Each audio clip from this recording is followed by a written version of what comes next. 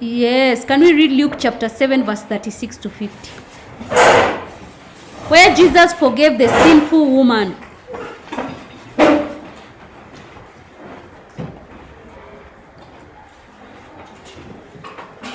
Barak, are we together? The Pharisees, Luke chapter 7 verse 36 to 50. One of the Pharisees asked him to eat with him, and he went into the Pharisee's house and took his place at the table. And behold, a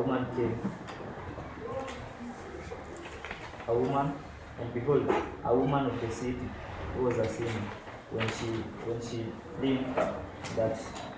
learned that he was at the table in the Pharisee's house, he brought an alabaster fragrance ointment, and standing behind him at his feet, weeping, she began to wet his feet with her tears, and wiped them with the hair on her head, and kissed his feet, and anointed them with the ointment. Now then the Pharisee who had invited him saw it.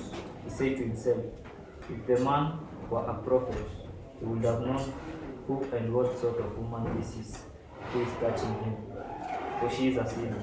And Jesus answering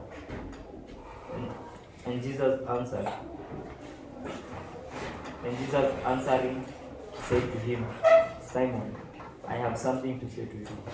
And he answered, what is it, teacher? A certain creditor had 2 daughters, and one owed 500 denarii, and the other 50. When they could not pay, he forgave them both. Now, which of them will love him more? Simon answered, the one, I suppose, to whom he forgave more. And he said to him, you have judged rightly. Then turning towards the woman, he said to Simon, do you see this woman? I entered your house. You gave me no water for my feet, but she has wet my feet with her tears and wiped them with her hair.